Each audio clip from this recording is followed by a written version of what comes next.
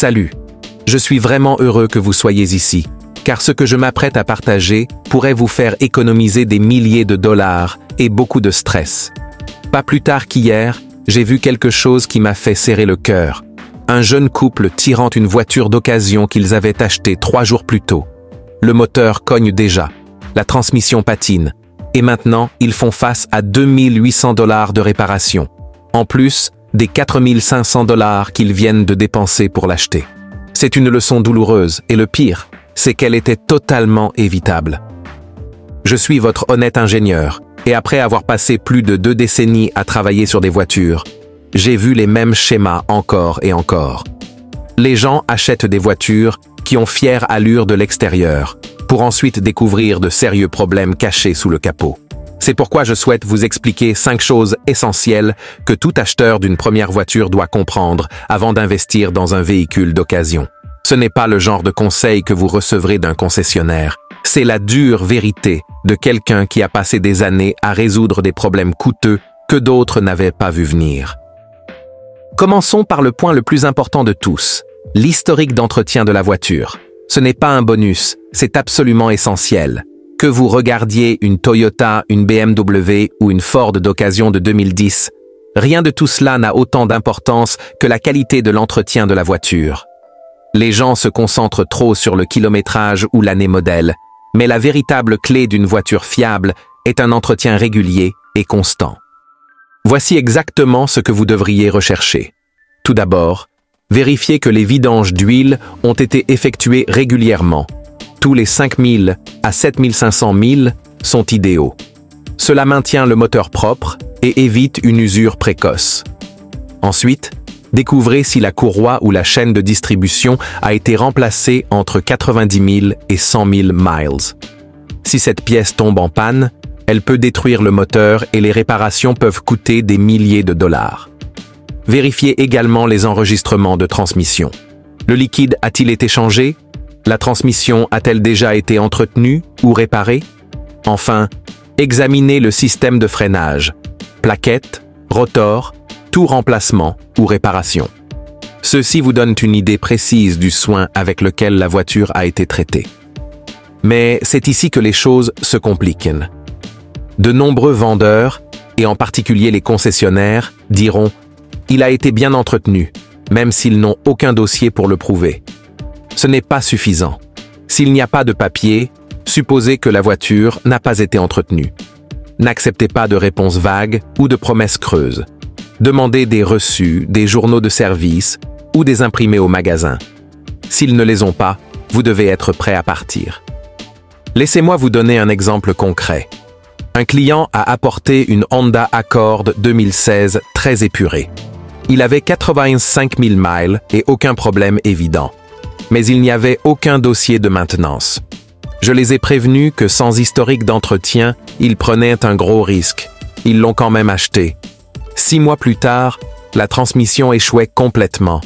Le coût pour le réparer, 3800 $. C'est le genre de dépense qui aurait pu être complètement évité avec juste un peu plus de prudence dès le départ. Voici donc mon meilleur conseil. Si une voiture n'a pas de dossier, vous devez insister pour une inspection pré-achat.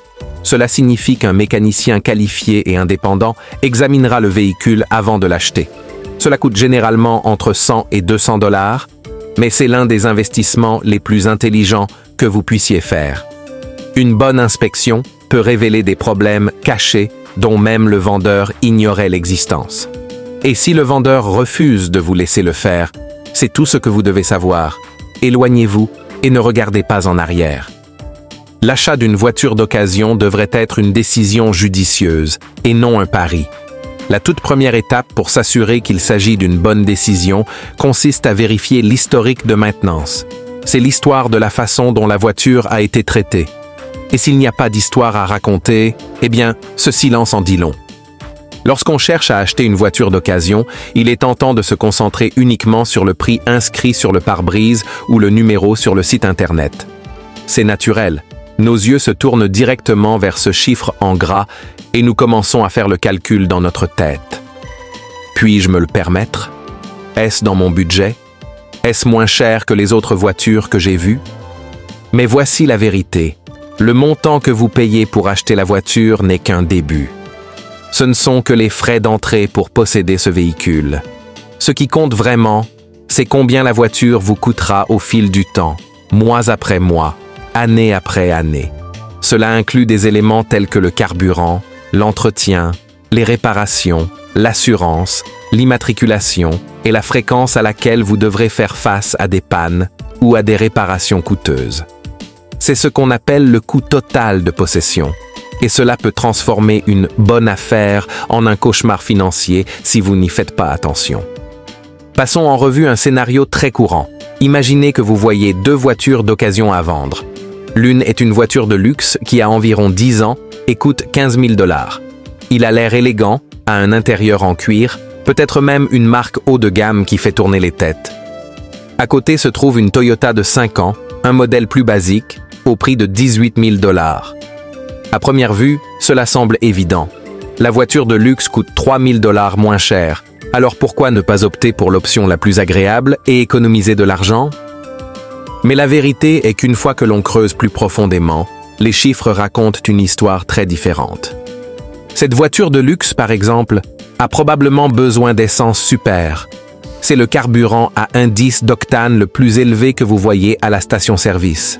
Et il coûte généralement beaucoup plus cher que l'essence ordinaire.